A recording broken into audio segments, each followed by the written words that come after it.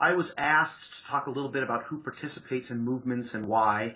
And I think actually the easiest way to answer that particular question is to start with who doesn't participate in movement activity, because our intuition about who participates is actually pretty far away from who actually participates.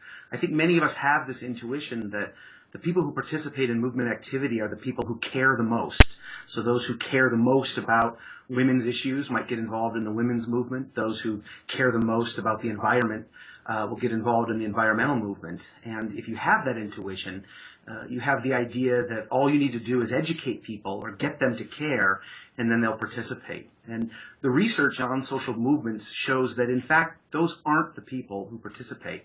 So then who does participate? Well, number one, it's those who are asked. I mean, that seems a little bit circular, but research in both sociology and in political science have shown that the number one predictor of who is going to become part of a social movement is who is actually asked by another person, would you come to this meeting? Would you help stuff envelopes? Would you participate in some kind of event? So that's number one.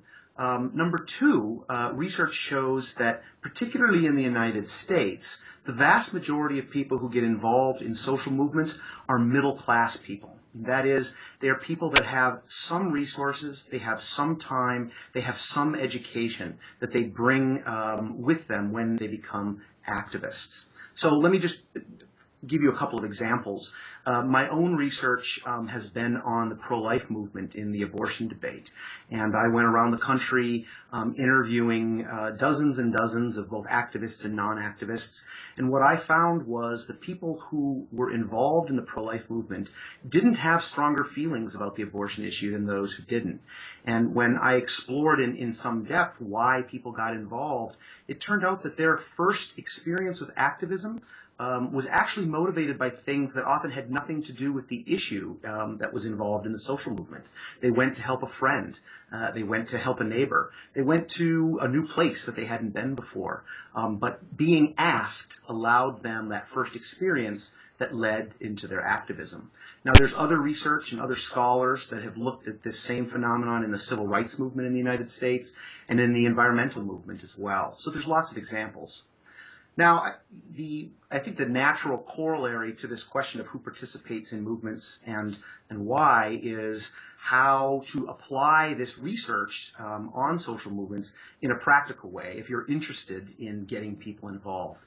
And I think that there are sort of two practical implications of this research. Number one, if you are trying to get people to participate in a social movement, don't educate people, invite people, right? That is, putting up billboards and signs and so forth may raise awareness, but it won't actually bring people into the movement. What does get people to participate is to hold events and take all comers, to have a wide variety of ways for people to get involved and have them get involved for whatever reasons they might have, even if they have nothing to do with the movement. Number two, I think one of the practical implications of this research is that if you're trying to get people involved yourself, you need to think very long and hard about how to integrate at-risk populations and people that don't have a lot of resources with the middle-class people who often form the core of activists in many movements. And the reality is that all movements struggle with this issue, all movements that are focused on helping the poor, for example, or racial justice and things like this.